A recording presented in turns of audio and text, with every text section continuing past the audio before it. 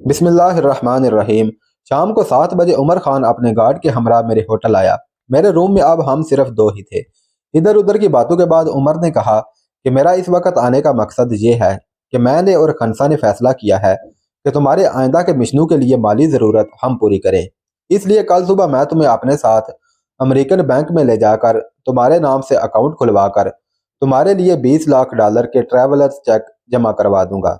तुम जानते हो कि मैं इस स्मगलिंग की कमाई का एक पैसा भी अपने या अपनी फैमिली के ऊपर खर्च नहीं करता, बल्कि ये सब मैं मुसलमान मुजाहिदों को भिजवा देता हूँ और गरीब मुसलमानों की मदद करने में खर्च करता हूँ।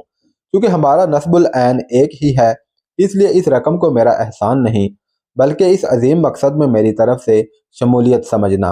हंसा ने वादा किया है कि तुम दुनिया के किसी भी कोने में या मुल्क में चले जाओ, तुम्हारी ज़रूरत का असलहा और अफरादी कुव्वत वो मुहैया करता रहेगा। मुझे यकीन है कि तुम हमारी इस पेशकश को ज़रूर कबूल करोगे। ऐसे मिशनों में वाकई ढेरों रुपए की ज़रूरत पड़ती है। अब तक तो मैं मोरंग, मग और गोखले की तिजोरी वाली रकम से ही काम चला रहा था, लेकिन आइंदा मिशनों के लिए मुझे खासे रुपयों की ज़रूरत थी। उमर खान की इस ऑफर से मेरी माली परेशानी भी दूर हो गई। अगली सुबह उमर सुबह 8 बजे मुझे साथ लेकर अमेरिकन एक्सप्रेस बैंक गया और मेरे नाम से 20 लाख डॉलर के ट्रैवलर चेक बनवा दिए। हम वापस होटल पहुंचे तो खनसा की गाड़ी मेरी मुंतजर थी। उमर से अलविदा होकर मैं खनसा की गाड़ी में बैठा और कल वाले फ्लैट पर पहुंच गया। इसराइली लड़की वहां पहले ही मौजूद थी। रस्मी अलैक सलैक के बाद हम जल्द ही असल मौजू पर आ गए। मेरे तलब करने पर एक पैड और पेन लाया गया, जिस पर मैंने अपने ज़ाती बनाए हुए कोड में इसराइली लड़की की बताई हुई मुसाद की अंदरूनी इंतहाई अहम बातें, उनके अब तक के ढके छुपे अज़ायम, भारत के साथ गठजोड़ और पाकिस्तान के खिलाफ साजिशों के बिछाए हुए जाल, सऊदी अरब, ईरान, इराक, कुवैत और मुत्तहिदा अरब अमारात में मोसाद की कार्रवाइयों और रूसी केजीबी और अमरीकी सीआईए की मोसाद के साथ ताआवुन की तमाम तफसीलात नोट की। इस लड़की ने मुझे फ़लस्तीन, सऊदी अरेबिया और ईरान में उन लोगों के पते और एड्रेस भी लिखवाए जो मोसाद और सीआईए के पेरोल पर अपने ही मुल्कों से गद्दारी कर रहे थे। पाकिस्तान में मोसाद और सीआईए के चंद एजेंटों के नाम और पते भी लिखवाए।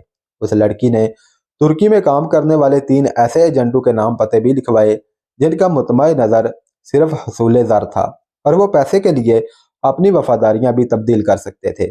गर्ज 2-2.5 घंटों की उस मीटिंग में मुझे इंतहाई खुफिया और कारआमद मालूमात मिली जिनका मिलना किसी और जरिए से नामुमकिन था। उस लड़की से फारिग होकर मैं वापस अपने होटल आ गया। मैं सोच रहा था कि सकूत ढाका के बाद पाकिस्तान की हजीमत को बर्दाश्त ना करते हुए मैंने भारत से अपने तौर पर बदला लेने के लिए अपनी खिदमात बगैर किसी माली फ़ायदा के अपने महकमे को पेश की थी। पहले मेरा हदफ सिर्फ भारत था और मुझे अपने महकमे की तफसीज करदा हदूद में ही रहकर काम करना पड़ता था। उस वक़्त भारत में दौरान क़याम जो अपने तौर पर मिशन अंजाम दिए थे, उनके मुतल्लिक मुझसे इसलिए बात पुरस्ना की गई क्योंकि मेरा हर मिशन कामयाबी से हमकिनार हुआ था। लेकिन अब मैंने किसी ऊपर वाले की मर्जी के लिए नहीं, बल्कि अपने फैसलों पर अपने साथियों के साथ मिलकर मिशन अंजाम देना थे और उनका दायरा कार भी वसी हो चुका था। मैं उसे अपनी ताईद इज़्दी समझता था कि अब तक तैयारी के तमाम मराहल बखैर खूबी तय हो चुके थे। माली मुश्किलात के हल के अलावा मुझे उन साथियों का साथ हासिल हो गया था जो अपने मुल्क व मिल्लत के लिए अपनी जानें निछावर करने से हरगिज नहीं कतराते थे। नंबर 2 थाई मुसलमान था, मगर पाकिस्तान के दुश्मनों को मिलिया मेट करने में बढ़ चढ़ कर हिस्सा लेता था। मुजम्मल और उसके 3 साथी बांग्लादेशी, जबकि कैसर लोग भारतीय मुसलमान थे, लेकिन उनके दिलों में भी पाकिस्तान की मोहब्बत कूट कूट कर भरी हुई थी। मेरी सोच थी कि अगर अल्लाह को मंजूर हुआ तो मैं अपने हदफ को हिट करने में ज़रूर कामयाब हो जाऊंगा। इसराइली लड़की से मुझे पहली बार मालूम हुआ कि अमरीकी वजीर खारजा हेनरी कैसिंजर यहूदी नस्ल से है और मुसलमानों से उसकी नफरत इंतहा से भी बड़ी हुई है। इसलिए उसने पाकिस्तान आकर एटमी प्रोग्राम बंद ना करने पर इबरतनाक अंजाम की धमकी दी थी। पाकिस्तानी सफारत खाने जाने का प्रोग्राम एक तो मैंने अपनी मसरूफियात और दूसरा साथियों को लिखाने पढ़ाने के लिए एक दिन के लिए मुलतवी कर दिया था। मैं चाहता था कि अगर सफारत खाने वाले उनसे कोई सवाल वगैरह पूछें तो ये लोग उसका तसल्ली बख्श जवाब दे सकें। मुझे यह भी खतरा था कि राजा का बेटा कहीं सफारत खाने में मेरे और मेरे साथियों के खिलाफ कुछ उलट सुलट ना बक दे। कैसर और रजी से मशवरा करके ये फैसला किया कि अगर ऐसी सूरत हाल पेश आई तो हम सब कहेंगे कि ये नीम पागल है। रानी को भी मैंने यही समझा दिया कि वो भी यही कहे कि ये पैदाइशी तौर पर कमज़ोर दिमाग रखता है और इसे पागलपन के दौरे पड़ते हैं। अगले दिन 10 बजे हम सब सफारत खाने गए। कैसर और रजी ने राजा के लड़के को दोनों बाजुओं से पकड़ रखा था और वह खुद को हमसे छुड़वाने के लिए हम सबको गालियां दे रहा था। सफ़ीर पर मेरी धमकी असर कर चुकी थी। बगैर किसी तहकीक के हमारे पासपोर्ट बनने लगे तो मुझे अहलकार ने कहा कि सफ़ीर ने सिर्फ पाकिस्तान जाने के लिए यक तरफा पासपोर्ट बनाने का कहा है। यह सुनकर मैंने अमले को पासपोर्ट बनाने से रोक दिया और खुद सफ़ीर के दफ्तर में दस्तक देकर अंदर चला गया। उसके सेक्रेटरी ने मुझे रोकने की कोशिश नहीं की। सफ़ीर के पास 2 मेहमान बैठे हुए थे। मैंने ना तो उनकी मौजूदगी का नोटिस लिया और ना कोई तकल्लुफ़ बरता।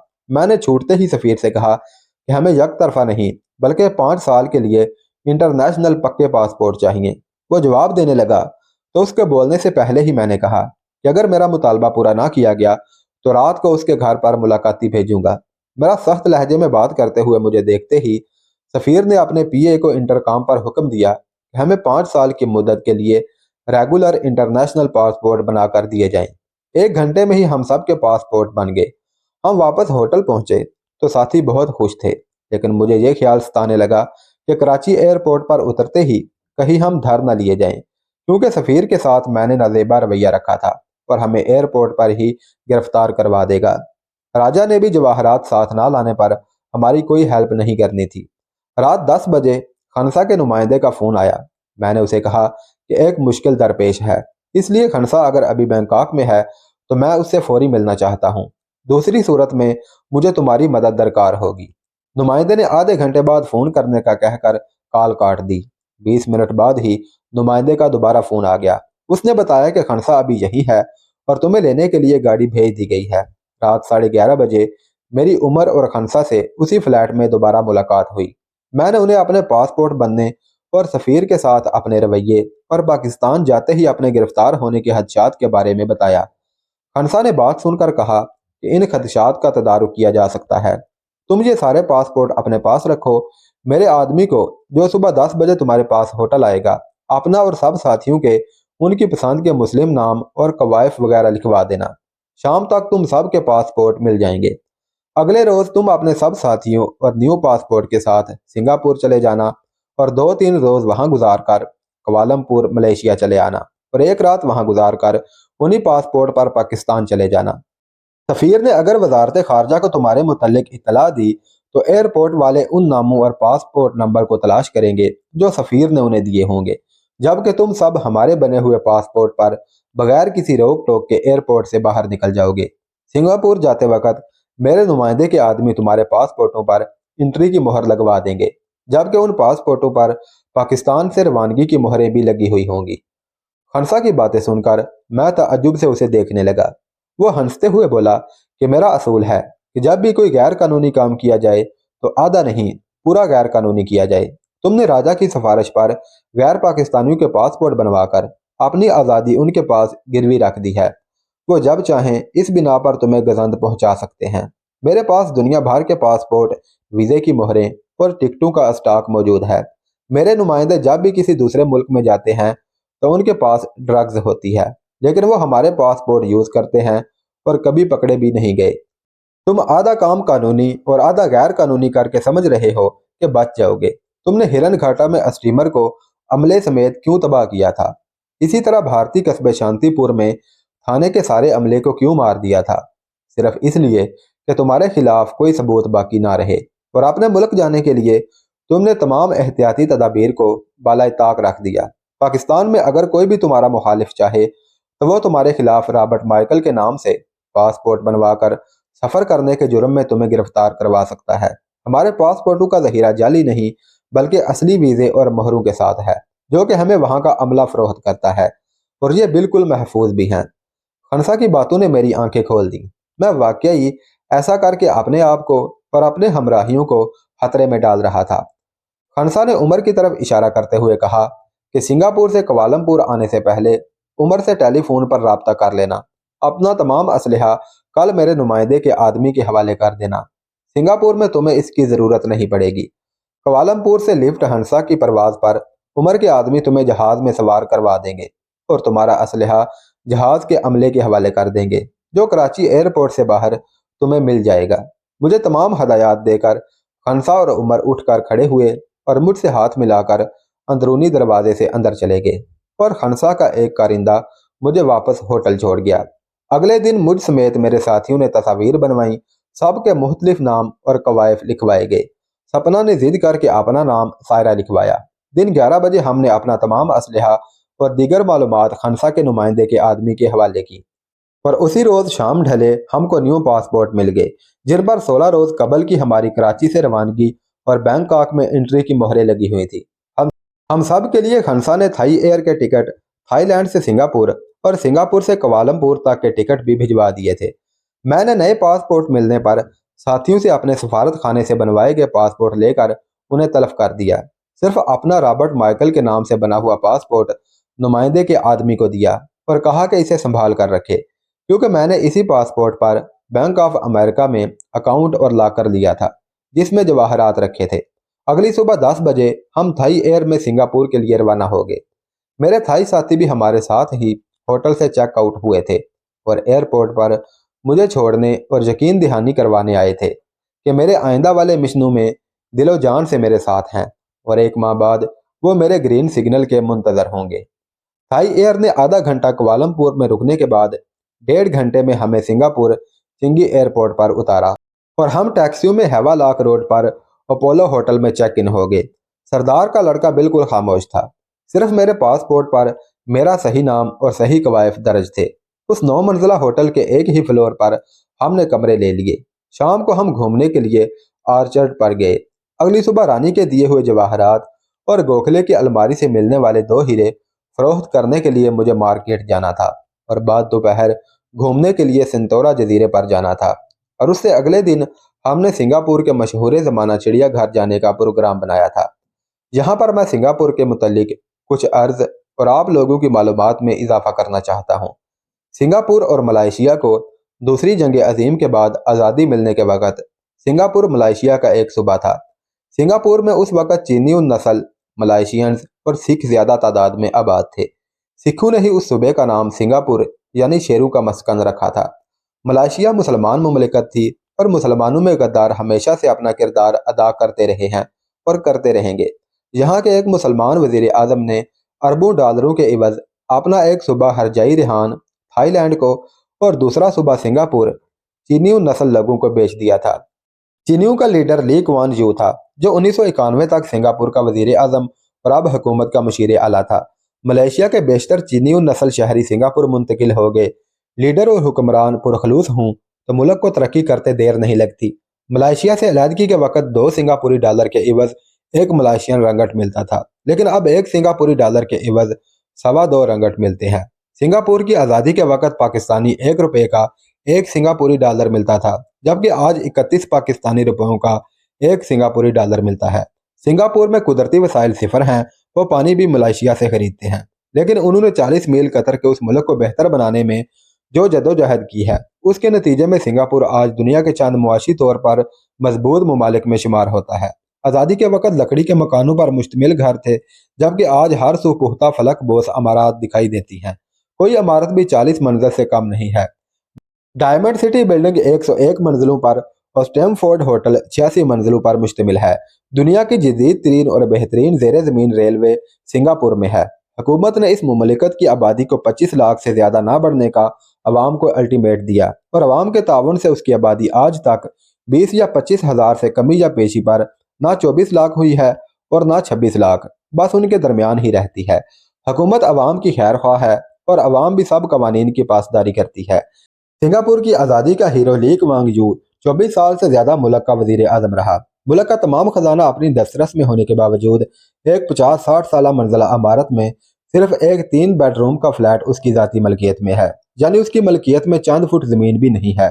उसके पास ना तो सराय महल और बिलावल हाउस है और ना ही जाती अमरा के महल्लात और ना ही बनी गाला का रकबा। हुकूमत से अलहदगी के बावजूद अवाम उसकी बेइंतहा इज्जत करती है और उसे कौम का बाप समझती है। सिंगापुर एयरलाइन के आगाज के वक़्त पाकिस्तानी पायलट और पट्टे पर दूसरे मुल्कों से जहाज लिए गए थे, लेकिन आज हालत यह है कि पाकिस्तान सिंगापुर के मतरूका जहाज लेने पर कोशा है। सिंगापुर में उस दौर में डायमंड सिटी अभी तामीर नहीं हुई थी और जवाहरात का ज्यादातर कारोबार हांगकांग में ही होता था। सिंगापुर में सिरंगोन रोड और आर्चर्ड रोड पर जवाहरात की खरीदो फरोख्त की चंद दुकानें थी। मैं आर्चर्ड रोड पर लीरी ज्वेलर शॉप पर गया, जो फ्रांस की एक मशहूर जवाहरात की कंपनी की एक शॉप थी। मैंने रानी और अपने जवाहरात के अलावा गोखले की अलमारी से मिलने वाले 2 हीरे उन्हें दिखाए। इतनी मिकदार में ना तराशीदा जवाहरात एक साथ देखकर दुकान का मैनेजर खुद कोई फैसला ना कर सका। वो कहने लगा कि मैं ये हीरे जवाहरात हांगकांग में मौजूद अपनी कंपनी को दिखाना चाहता हूँ। अगर आप एतबार करें तो मैं आपको उनकी रसीद देकर आज बाद दोपहर हांगकांग जाकर अपनी ऑफर से बजरिया फ़ोन आपको मुतला कर दूंगा, वरना आप भी मेरे साथ चलें। अगर आपको हमारी ऑफर मंजूर ना हो तो वहाँ बहुत से ऐसे ज्वेलर्स हैं जो उन्हें खरीदने में इंटरेस्टेड होंगे। मैंने मैनेजर से कहा कि वो जवाहरात लेकर हांगकांग चला जाए। वहां से फोन पर जो ऑफर देगा, अगर मुझे मंजूर हुई तो ठीक, वरना वो अपनी हांगकांग शॉप पर मेरा इंतजार करे। मैं वहां पहली फ्लाइट पर पहुंचकर उसे अपने जवाहरात ले लूंगा। दुकानदार ने सब जवाहरात का वजन किया, साइज लिखा और पोलोराइड कैमरा से हर एक की तस्वीर उतारी और रसीद बनाकर मुझे दे दी। अगले रोज उसका फोन आया और उसने रानी के जवाहरात के 1 करोड़ 35 लाख और मेरे हिस्से के जवाहरात के 40 लाख और दोनों हीरों की 55 लाख सिंगापुर डॉलर कीमत लगाई। उस वक्त सिंगापुरी डॉलर और पाकिस्तानी रुपया तकरीबन बराबर की मालियत के थे। मैंने रानी को बताया तो उसने फौरन मंजूर कर लिया। ये ऑफर मेरी तवक्को से भी ज्यादा थी। मैनेजर ने यह भी कहा कि मुमकिन है कि बेल्जियम और फ्रांस में आपको इससे ज्यादा रकम की भी ऑफर मिल जाए, लेकिन वहां आपको इन जवाहरात के हसूल और खुद इसके मालिक होने का सबूत देना पड़ेगा। मैंने मैनेजर को कहा कि मैं 1 घंटे बाद आपकी ऑफर पर गौर होश करके आपको कॉल करके बता दूंगा कि ये ऑफर मुझे मंजूर है या नहीं। 1 घंटे बाद उसने फोन किया और अपनी ऑफर में 15% इजाफा करते हुए कहा कि अब जैसे आपकी मर्जी। मैंने हाँ कर दी और दूसरे रोज उसने मुझे सिंगापुर में तमाम रकम की अदायगी कर दी। लेरी ज्वेलर की शॉप पर मैं पहली बार सुबह के वक्त गया था। उसी रोज हम सब संतूरा जजीरे पर गए। यह जजीरा सिंगापुरियों के लिए पिकनिक और तफरीह का मुकाम है। सिंगापुर से 1.5 किलोमीटर के फासले पर उस जजीरे पर केबल कार और फेरी कश्ती के जरिए जा सकते हैं। हम केबल कार से गए। लोहे के मजबूत रस्सों पर लटके बीसीयू कैबन, जिनमें हर एक पर 2-3 अफराद बैठ सकते थे, समुद्र के ऊपर 100 फुट से भी ज्यादा बुलंदी पर मशीनों के जरिए दिन भर आर पार आते जाते रहते हैं। केबल कार में मेरे साथ सपना बैठी। उसने इस मौका को गनीमत जानते हुए जुमानी अल्फाज में अपना मुद्दा बयान करते हुए कहा कि मैं तो चाहती हूँ कि शादी के बाद हनीमून सिंगापुर में गुजारूंगी, और मैं इस मौजू पर गुफ्तगू करने से गुरेज कर रहा था। मेरी आंखें मेरे ख्वाबों में बसे उस नुस्वानी अक्स की मुतलाशी थी। वैसे भी मैं किसी हतमी फैसले पर पहुंचने से पहले सपना के माजी उसकी दार्जिलिंग में प्रॉपर्टी जिसकी वो वाहिद वारिस थी और बकौल उसके कि फ़ोन पर मिली एक धमकी से खौफजदा होकर दस्तबरदार होने की असल वजह जानना चाहता था। अगर वो कोई आम और कमज़ोर दिल लड़की होती तो फिर उसका यह कदम किसी हद तक काबिल कबूल था, लेकिन उसकी दिलेरी और नररपन को देखते हुए मैं उसकी बात पर यकीन करने से कतई इनकारी था कि उसने खौफजदा होकर अपनी प्रॉपर्टी से दस्तबरदार होने का फैसला कर लिया। मैंने उसे कहा कि मैं कोई भी फैसला करने में जल्दी नहीं करता, लेकिन जब कोई फैसला कर लेता हूँ तो उसे कभी वापस नहीं पलटता। मैं बहुत जल्द तुमसे चंद बातें पूछूंगा और अपने मुतालिक भी तुम्हें वो बातें बताऊंगा जिनका तुमको अभी तक इल्म नहीं है, और उस मीटिंग में हम फाइनल फैसला करेंगे। इसलिए अभी तुम इंतज़ार करो।